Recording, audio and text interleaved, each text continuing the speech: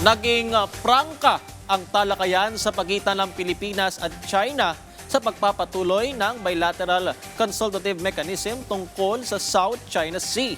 Iginiit ng Pilipinas ang prinsipyo nito pagdating sa teritoryo, karapatan at soberanya ng bansa. Inilahad din ng Pilipinas ang mga insidente na nakaapekto sa kaligtasan ng mga Pilipinong mangingisda sa West Philippine Sea.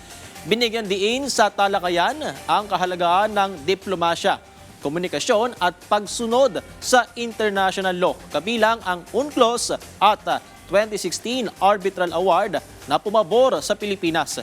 Nagkasundo ang magkabilang panig na ipagpatuloy ang mga konkretong hakbang para mapalakas ang tiwala sa maritime domain, gaya ng komunikasyon sa Coast Guard ng dalawang bansa at Ocean Meteorology. Pinag-usapan din ang posibleng oil at gas exploration na matapos mahinto ang usapan noong 2022.